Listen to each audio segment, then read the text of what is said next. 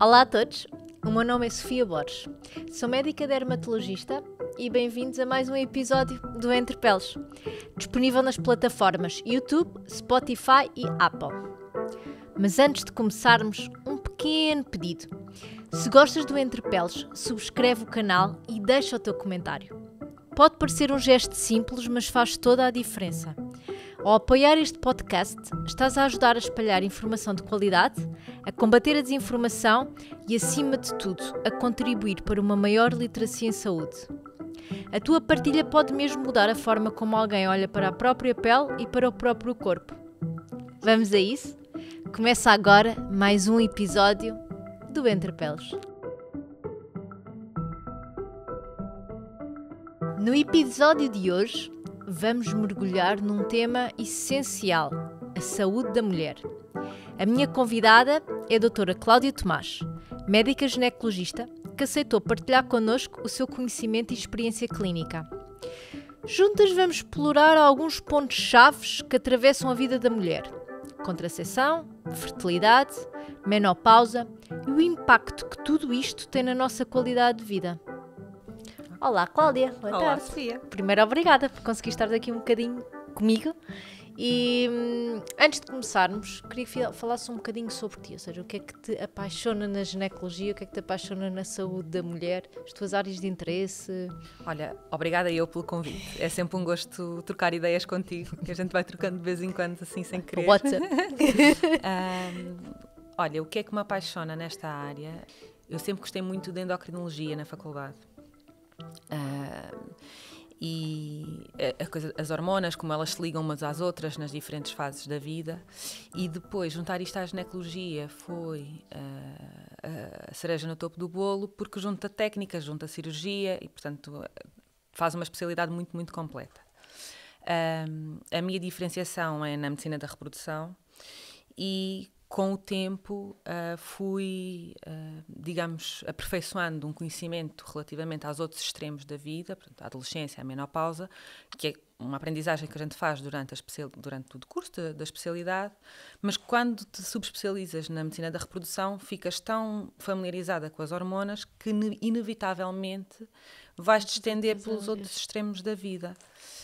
Isso foi uma coisa, um motivo, e o outro foi ver, ou seja, dar resposta a um grande número de queixas das mulheres que parecia não estar a ser suficiente. E, em jeito de brincadeira, eu até costumo dizer que é como se estivéssemos a reaprender a ginecologia e a ver a ginecologia de uma forma diferente. A mulher é muito diferente nos dias que correm, não é? Daquilo que era há uns anos atrás, e, portanto, eu acho que é preciso dar respostas que antigamente não se daria, porque nem sequer se colocavam. Sim. E acho que já vamos chegar aí quando falamos um bocadinho da menopausa, mas eu queria pegar até no teu assunto inicial, reprodução. É impossível falarmos da fase da vida da mulher, a reprodução até dos dias de hoje, sem falar de contracepção. Uhum. Talvez o método contraceptivo mais conhecido seja a pílula. Acho que todas as mulheres, mais usado, todas as mulheres já usaram, e que acho que inevitavelmente nós temos que dar um papel muito bom na sociedade. Se calhar nós não estaríamos aqui, do ponto de vista social, a mulher passou a ter um papel se calhar muito, muito diferente. Importante na sociedade, não é? De destaque. Agora, em relação à saúde da mulher e sobretudo à saúde nas várias fases, como é que tu vês o impacto da contracepção, e estamos aqui a falar mais da pílula, na saúde da mulher de um ponto de vista geral? Olha, a pílula trouxe uma grande independência à mulher e uma grande autonomia do próprio corpo. Eu decido, ou tento decidir, quando quero ou não quero engravidar. E isso dá muito poder às mulheres, não é? Porque passam a ter algum controlo.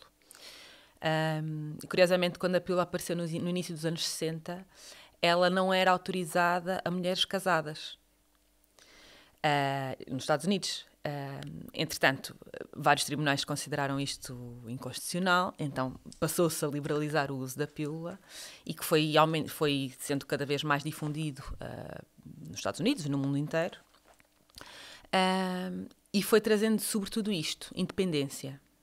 E mais do que independência relativamente a quando se quer ou não quer engravidar, veio dar resposta ao longo dos anos, e a pílula mudou muito ao longo dos anos, os compostos mudaram, as doses mudaram muito, veio dar resposta a queixas que a mulher tinha, como menstruações muito abundantes, menstruações fora do ciclo menstrual, dores menstruais muito importantes.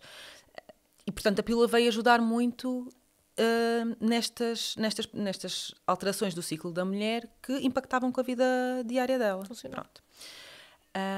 O que eu acho que aconteceu ao longo dos anos, a minha perspectiva pessoal, é que, e a pílula é segura, e isso é importante que se saiba, por muitas contra-informações que às vezes vão havendo, é que se banalizou um pouquinho a toma da pílula. Ou seja, a pílula é um medicamento como qualquer outro. Por ser um contraceptivo, não faz com que ele não tenha efeitos secundários, que não seja não adequado a algumas pessoas, que não possa ser efetivamente dado a algumas pessoas.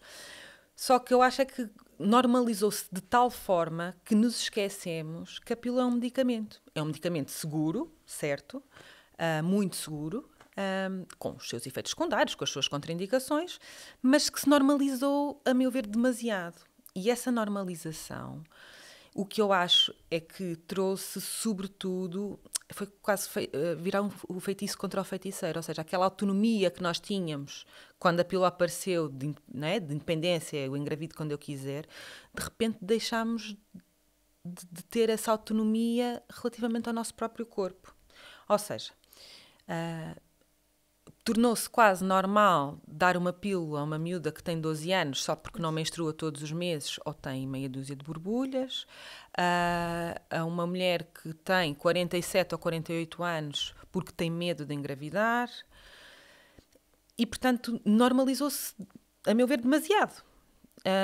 E às vezes é tentar lutar um bocadinho contra isto na perspectiva de, ok, está tudo certo que queiras fazer a pílula, mas tens que saber porquê, que efeitos é que te pode trazer, que consequências é que pode ter ou não, e estar atenta a algumas coisas que possam ser efeitos secundários e que, de repente, afinal, isto se calhar é da pílula. Portanto, eu acho que é só fazer as coisas de forma mais consciente, não é? E se somos mulheres emancipadas e cada vez mais se quer passar isto, não é? A pílula tem muitas coisas boas, mas é preciso também saber quando é que ela deixa de fazer sentido ou quando é que ela nos ajuda menos que aquilo que ajuda mais, não é? Como ginecologista, tu tens visto ou sentes que possam existir consequências do ponto de vista da saúde da mulher, da utilização, como tu disseste, se calhar banal e excessiva, desde idades muito precoces? Olha, uma coisa que não é mensurável, de um modo geral, é... durante muitos anos foi muito fácil dar pílulas às miúdas desde muito cedo. Seja por o acne, seja por causa da irregularidade menstrual, que é normal da faixa etária. E nós não vamos saber tão cedo qual é o impacto que isto vai ter, por exemplo, no osso. O bloqueio hormonal que nós temos, o que a pílula faz na adolescência, atrasa um bocadinho a reabsorção óssea e, portanto, este osso pode não ser o mesmo no futuro. Se calhar vai estar tudo certo, não há problema nenhum. Não sabemos. Okay? E depois há riscos associados que, novamente, qualquer medicamento tem riscos associados, não é? Como tudo. Mas eu acho que há muito ainda por saber e acho que com o passar dos anos vai sendo cada vez mais ou menos evidente, mas acho que com o tempo vamos percebendo. O mais comum é o risco do cancro da mama, que é um risco pequeno associado à pílula, não é inexistente, mas é baixo, é um risco baixo. Agora, sabemos que diminui o risco de cancro de ovário, que diminui o risco de cancro do endométrio, que diminui o risco de carcinoma do colo, do carcinoma coloretal. Mas isto lá está, são coisas que ainda se vão sabendo ao longo dos anos. Vamos percebendo agora que temos já algumas gerações que passaram por tomas desde muito por causa. Eu aqui falo mais do que médica, estou como paciente. Eu também, por acne, comecei com pílula com 13, 14 anos. E às vezes tenho algumas questões sobre esse papel desse medicamento na minha vida. O que eu acho novamente, a pílula é um medicamento, é uma contracepção e também um medicamento. No acne, por exemplo, pode ser, de facto, melhor que eu sabes, um adjuvante de outros tipos de terapêuticas. O que, se calhar, não é preciso ser o primeiro. Nem precisa ser a terapêutica da acne. E isto, sim, foi muito normalizado. Portanto, uma miúda vir à consulta de ginecologia pedir a pílula porque tem borbulhas, a mim não me parece normal. Como se não houvessem dermatologistas disponíveis, não é? E, portanto, eu acho que a principal mensagem que eu passo nestas consultas é tão simples quanto passar a mensagem à mãe que não temos que inibir um eixo hormonal que é importante para o desenvolvimento dela, do pouco que me compete incutir o skincare a estas miúdas e referenciá-la a um dermatologista, porque acho que há opções que se podem tomar muito mais simples e inócuas do que fazer a pílula porque elas estão desconfortáveis com as borbulhas e evidentemente que é natural que fiquem, não é? Esta pressão social é muito maior do que era antigamente. E mesmo pegando aqui na acne, não é? Tanto é uma doença como é um sintoma. E, felizmente, a acne não está associada a síndrome dos ovários poliquísticos na maioria dos casos. 80% dos casos não é a doença em si. Sim. Só cerca de 20% é que pode ter, de facto, ser uma síndrome e que possa se justificar, de facto, a utilização da pílula. E aqui queria pedir a tua ajuda, e para quem nos ouve e quem ouve este podcast vai muito à procura também de respostas, na presença de acne, quando é que nós devemos suspeitar ou não de uma síndrome dos ovários poliquísticos? Porque eu sinto que muitas das minhas pacientes já vêm taxadas com tem acne, tem a menstruação é um bocadinho irregular, então tem síndrome dos ovários poliquísticos. E eu muitas vezes peço, e dizem, todas bem, e ecograficamente, tudo bem. Então, mas há logo ali um taxar e uma pílula incluída. Por isso, quando suspeitar, quando fazer avaliação complementar? Olha, nas adolescentes é também muito frequente isso de ver uma miúda que vem a uma consulta com uma desmenorreia, com uma dor menstrual. A gente pede uma ecografia só para ter a certeza que está tudo ok, porque há um outro motivo que às vezes sai da norma. Tudo certo. Agora, é frequente ver rotulado nestas ecografias ovários poliquísticos. Na adolescência, na maioria destas são ovários multifoliculares. Não, até pode ter um ovário poliquístico e perceber-se isto no futuro. Mas não é a norma, primeiro. Depois, a maior clínica associada ao ovário poliquístico é a irregularidade menstrual, a oligomenorreia, ou seja, as menstruações irregulares no sentido de ora menstrua, ora passa 2 meses sem menstruar, ora passa 3 meses a menstruar, ora passa... E andar nisto...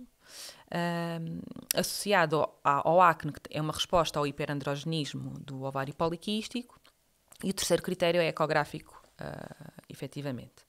Agora, quando e como tratar ainda é pergunta para queijinho, porque a pílula não trata o ovário poliquístico, a pílula mascara um ovário poliquístico e a pílula acaba por ajudar um pouquinho nos sintomas do acne, mas eu não estou a tratar ovário poliquístico. Ou seja, se eu disser que um ovário poliquístico é uma patologia da anovulação, ou seja, eu não menstruo porque eu não ovulo, há meses que eu não vou menstruar porque eu não vou ovular.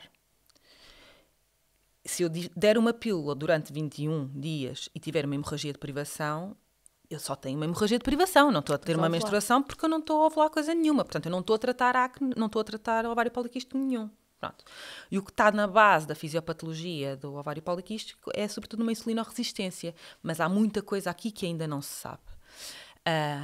E em alguém que não pretende engravidar e que não tenha parceiro e, portanto, no imediato não tenha uma vida sexual que precise de contracepção, talvez seja melhor começar, eventualmente, por outro tipo de abordagens entre antidiabéticos orais, exercício físico, tentar ajustar de uma forma mais simples e quebrar esta insulina-resistência, perceber se ela consegue voltar aos seus ciclos ovulatórios, do que dar-lhe uma pílula logo de imediato. Novamente, pode ser uma opção. E até pode ser uma opção porque ela precisa de uma contracepção. Mas é porque ela precisa de uma contracepção. E às vezes porque é o caminho mais fácil. Pronto. E sim, a pílula é um caminho muito direto e muito acessível, não é? Mais do que o exercício físico, do que a alimentação, do que tentarmos adaptar ali os nossos hábitos de vida. Só que isso dá muito mais trabalho. Dá muito mais trabalho para nós explicarmos isso em consulta, não é? Às vezes com tempos mais curtos de consulta. E para elas porque vai obrigar a um esforço maior. Sim. Mas isto vai ter um bocadinho à conversa de há bocado. A pílula passou-te a tirar a autonomia. Quer dizer, então trouxe-me independência e agora... então, mas porquê é que não vais para o ginásio? Para usares a pílula para não menstruares, para colmatar um suposto ovário poliquístico? Percebes? Ou seja, tira-nos aqui um bocadinho o poder de fazermos alguma coisa por nós, não é? Eu senti isso exatamente na consulta e com a acne. Ou seja, quando eu tento explicar que existe... não é só as hormonas sexuais que podem ter alteração na pele, mas outras, nomeadamente IGF-1 e aqui uma resistência à insulina implicada, e que é preciso trabalho de casa, e esse trabalho não vai curar a acne, agora é uma doença multifatorial. Mas vai certamente melhorar se ela fizer alguma coisa por isso. Agora, se alguns fatores puderem ser trabalhados em casa, eu trabalho de casa. Não, claramente. Tem que ser feitos, mas há muito... eu, por um lado, sinto duas coisas. Sinto a resistência a estas abordagens que dão trabalho, não é? Porque implica alteração de hábitos de vida e que dão trabalho. Uhum. E, por outro lado, também sinto cada vez mais um medo do medicamento. Ou seja, acabamos por, de um lado, temos a banalização, como tu falaste, mas, por outro, talvez algumas pacientes já passaram por tantos ciclos, ou de isotretinoína, ou de pílulas, que às vezes preferem parar e não tentar mais medicamento, ganham uma resistência ao medicamento. Não sentes na tua consulta que, que cada vez mais as mulheres têm esta preocupação de o que é que estão a tomar, o que não estão, às vezes tomam suplementos que não têm evidência científica nenhuma, não é? Que facilmente o tomam, mas o medicamento tem muita resistência. Sim. Eu acho que isto vem um bocadinho mais da consciência do próprio corpo, que eu acho que felizmente cada vez mais as mulheres têm sobre si próprias, não é? E facilmente conseguem perceber, e vamos tirar as somatizações da equação, não é? Que de repente tenho 25 anos e não tenho líbido. De repente tenho 28, 20 anos... estou super em baixo, estou sem energia, estou deprimida. Está tudo ok à minha volta, mas qual é o fator aqui externo que pode estar a mudar? E, portanto, estas pequenas coisas vão fazendo com que as mulheres, inevitavelmente, queiram estar menos dependentes da pílula porque querem estar mais entregues a si próprias, não é? Querem ter as suas oscilações cíclicas e ter mais ou menos vontade de treinar, mais ou menos vontade de ter relações, terem mais ou menos energia e, portanto, vão associando a pílula a estas coisas. E uma coisa que tem sido cada vez mais frequente eu ver em consulta de reprodução é estes miúdas ou na adolescência que começam a pílula e param durante muitos anos e quando param o eixo bloqueou completamente. Portanto, aquela dita amenorreia pós-pílula, que às vezes pode ser transitória, mas ficamos com uma hipófise completamente parada e às vezes é muito chato de reverter. E, portanto, são várias as miúdas que aparecem, ou as mulheres, depois já mais tarde, dizer, eu nunca mais quero voltar à pílula na minha vida. E pronto, de uma maneira ou de outra engravidam, têm as suas crianças, eu volto com qualquer contracepção, mas a pílula não. Porque ficaram associadas a esta coisa de a pílula bloqueou-me. Mas, novamente, não é a norma, ok? A maioria das mulheres dá-se bem com ela, ok? Mas o que é importante é perceber que este tipo de coisas pode acontecer. E ser uma decisão... uma escolha informada como qualquer outra, não é? De qualquer medicamento que a gente faça. Vês o DIU como uma boa opção? Olha... ou uma boa alternativa? Eu gosto muito do DIU pessoalmente, como mulher e como médica. Acho que não é para toda a gente. por hipótese, uma miúda que comece a sua vida sexual na adolescência. Não vais começar com um DIU, não é? Porque não é fácil de as convencer, não é? Sim. Pronto. E a mudança e tudo. É muita informação, portanto tem que ser o mais acessível e o mais prático possível, novamente assumindo o método barreira na equação na mesma. Mas quem não queira fazer hormonas e queira um método, ou um segundo método para além do método barreira, o DIU de cobre, pode ser uma boa escolha, sempre com as devidas ressalvas relativamente ao ciclo menstrual ficar mais abundante, as menstruações ficarem mais abundantes, as menstruações mais dolorosas eventualmente. Isso é porquê? Por alguma resistência do útero? Não, tem a ver só com o processo inflamatório do cobre no endométrio. Não é mais do que isto, na realidade. E é esse processo inflamatório e a questão mecânica da colocação do DIU que dificulta o processo de nidação e depois de gravidez, não é?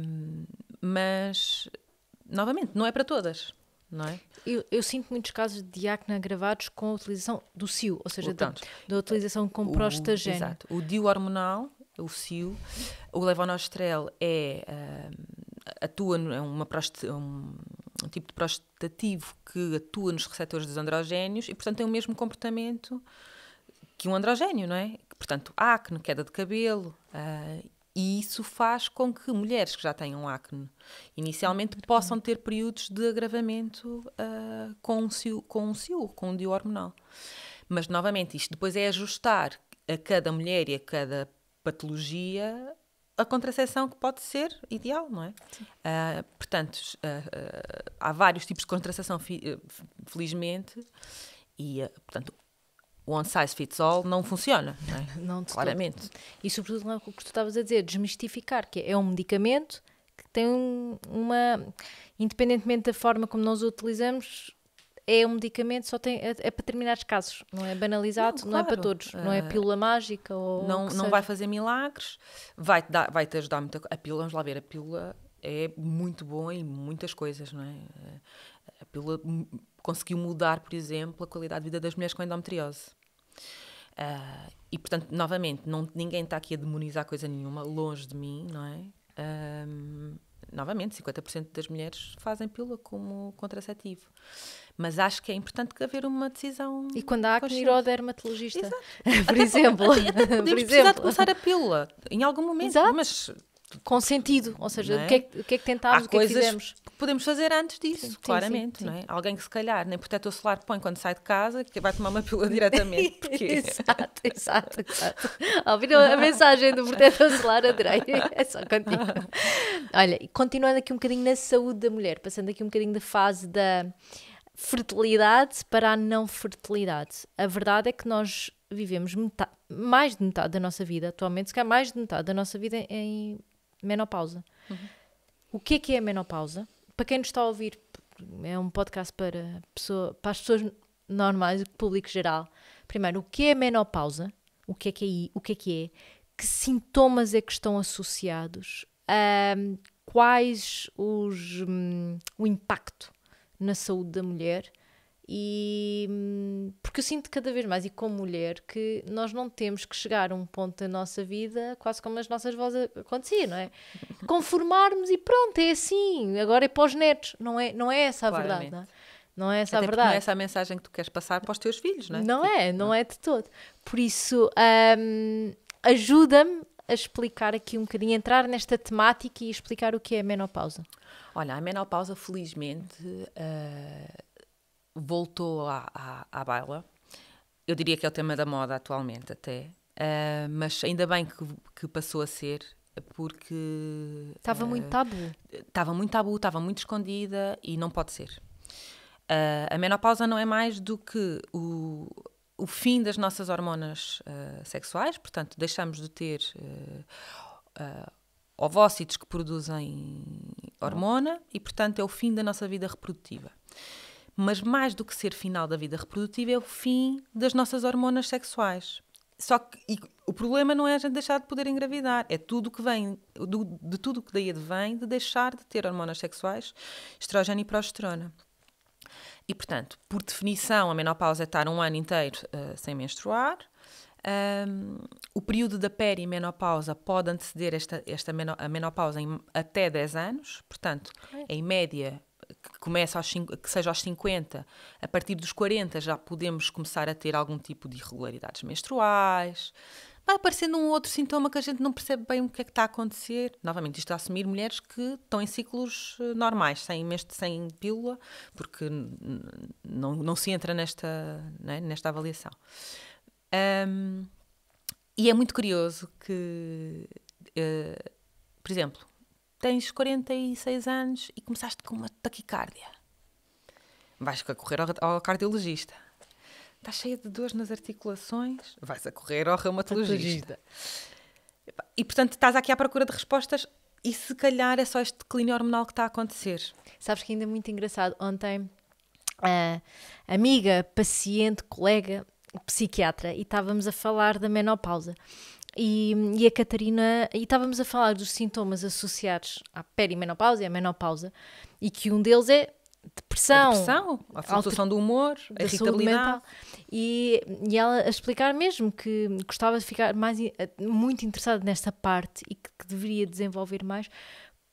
Porque o psiquiatra não consegue dar essa resposta, vão ao ginecologista e ficam bem.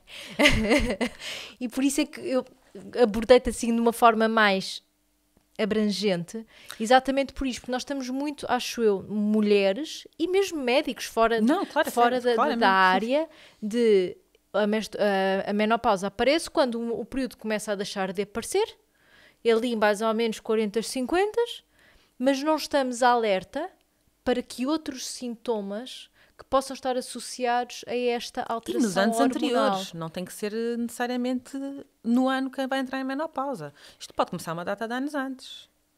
Como é que nós sabemos isso? Olha, eu acho que, sobretudo, ouvires.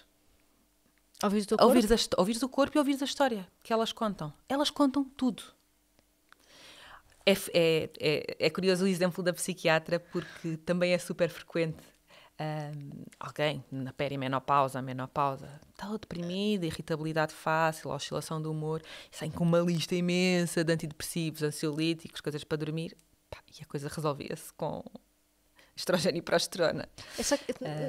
Também não sei, imagina, aos 40 anos atualmente é a idade em que a mulher está mais ativa. É Sim. Filhos, é profissão, é tudo, ou seja, mais o cansaço, mais se calhar que algumas alterações da vida que formam algo mais ao síndrome depressivo. Como é que nós, eu penso como mulher, é menopausa, não é? Ou seja, ou é só a vida a acontecer, Pronto. Quando valorizar? Pronto, ou seja, tens que estar atento e perceber como é que isto é um mundo de perguntas. Nós somos um mundo de coisas, não é? Como mulher, e há vários tipos de perguntas que tu tens que fazer e tens que tocar em vários pontos da tua vida. Por exemplo, dizes-me assim, não consigo dormir. Eu sempre dormi a minha vida toda, mesmo com os meus filhos mais pequenos, sempre dormi super bem. Há um tempo para cá, não consigo dormir. Adormeço e acordo várias vezes durante a noite. Ou seja, uma mulher que está nos 40, sempre dormiu a vida toda, mesmo com crianças em casa, claramente isto tem a ver com a perimenopausa. Agora, temos que saber também escrutinar aqui várias coisas, não é? Não durmo bem, mas sempre dormiu mal. Sim, eu sempre dormi mal. É difícil atribuir isto a uma perimenopausa, não é? A libido. A minha libido está péssima, que é uma queixa super, super frequente. Então, e como é que é o relacionamento lá em casa? Não é espetacular. Mas não é espetacular agora ou já não é espetacular desde quase que começou? Portanto, é preciso escrutinar e isto é uma conversa que demora muito tempo, não é? E do ponto de vista da saúde da mulher, estávamos a falar do osso. Acho que é sempre aquilo que nos preocupamos enquanto médicos. Mais do que o osso, do ponto de vista cardiovascular. Há três, quanto a mim, há três preocupações muito grandes nas mulheres na menopausa e podem não ter um único sintoma. E quando digo sintomas, não ter afrontamentos, não ter aquela sudorese noturna, dormir bem. Para mim há três grandes preocupações. Uma é o risco demencial, outro é o risco cardiovascular e outro é o risco de fratura óssea. E todos eles são diminuídos pela terapêutica hormonal de substituição. E, portanto, é sempre... Ou seja, durante muito tempo se disse... mas tu não tens nenhum sintoma, não precisas de fazer reposição hormonal. É isso que eu sinto. Muitas pacientes dizem, ou seja, de idade mais avançada, que seja... Sim, nos 50, nos 40 e muitos, que seja. Nunca fez terapêutica hormonal. Não, não 60, como não tinha sintomas, ou até fizeram ali 2 ou 3 anos e depois deixaram de o fazer. Eu acho que felizmente deixou já de ser tabu. Ou seja, é uma escolha. E é uma escolha que tem que ser informada. Olha, ok, você não tem sintomas, ótimo, maravilhoso, mas acontece isto. O risco é este. E quais são esses riscos? Os riscos a não fazer. A fazer, os riscos são muito baixos mesmo. E depois tem a ver com o grande problema da terapêutica hormonal de substituição é que ela foi demonizada no início dos anos 2000 por conta de um estudo grande que foi, depois percebeu-se que era um estudo que estava mal feito e mal analisado. E, de repente, a terapêutica hormonal de substituição, que sempre se fez nos anos 90, 80, sempre se fez, afundou. Abriu telejornais a dizer aumenta risco de cancro da mama, parou. E, portanto, depois de reverter isto, muito complexo. Sim. Ainda hoje se pede à FDA americana para tirar, eles têm na bula do estrogênio, do estradiol, risco de cancro da mama alerta.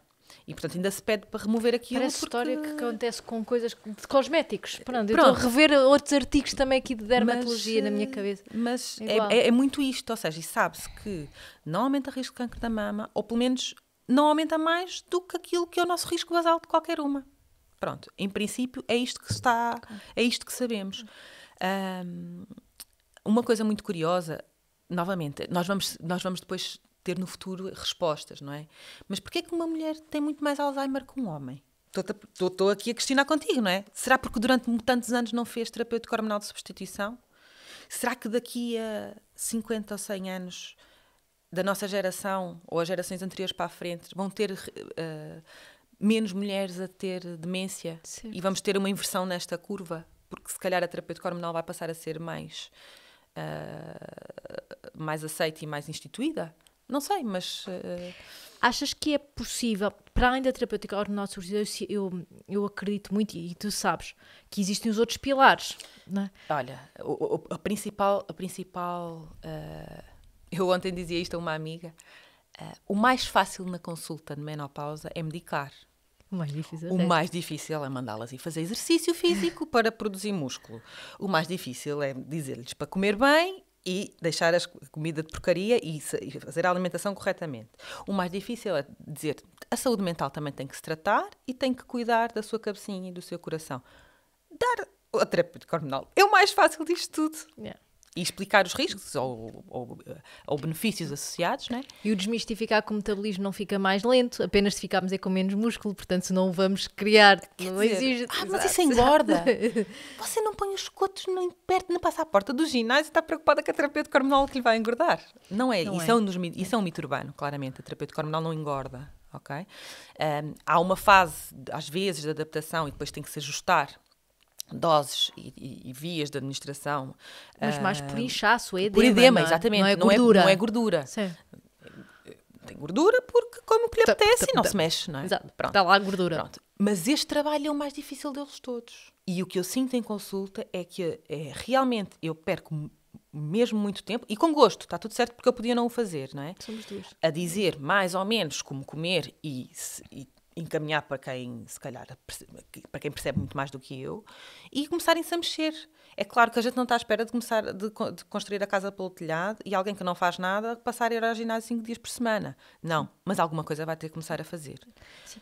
Não é negociável, percebes? É um bocadinho eu falo muito da terapeuta agora na substituição mesmo em consulta, porque nós sabemos que o estrogênio é dos principais indutores e fatores de indução de criação de colagênio, síntese de colagênio, não é? Portanto, isso é importante. E se a mulher não estiver controlada num todo, mas mais uma vez, a alimentação, o próprio exercício estimula não só fibras musculares, mas fibras da própria pele. Portanto, nós somos um todo e temos que cuidar um bocadinho todo. Mas acho que isto de desmistificar, de dizer o que é benéfico, não é.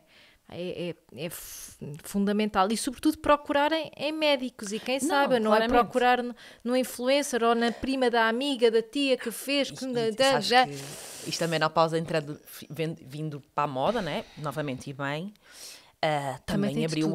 também abriu portas a muita atividade comercial com base nisto, não é? Mas eu acredito que pelo menos o nosso papel aqui é tentar ajudar quem estiver claro, do outro passar lado. informação Sim. consciente e certa, não é? Certo. Tipo, e portanto, acho que sim. Olha, Cláudia, obrigada. Obrigada eu pelo Estou aqui um convite. bocadinho assim aqui a correr no meio da tua agenda, mas quem quiseres te encontrar, onde é que pode te encontrar? Olha, eu faço consulta de menopausa na Joaquim Chaves em Carcavelos e faço reprodução na Ginemed em Lisboa e faço consulta de ginecologia também na CUF Descobertas. Pronto. Olha, um beijinho grande e Obrigada, muito obrigada. Sofia. Um beijinho. Obrigada. Se este episódio te trouxe clareza e informação útil sobre a saúde da mulher, ajuda-nos a levar a mensagem mais longe. Subscreve, comenta, partilha e segue-nos nas redes sociais. Cada clique e partilha faz a diferença na nossa missão de promover conhecimento, combater mitos e quebrar tabus, que ainda pesam tanto na vida de tantas mulheres. Obrigada por estares desse lado, a ouvir e a refletir connosco. Até ao próximo Entre Peles.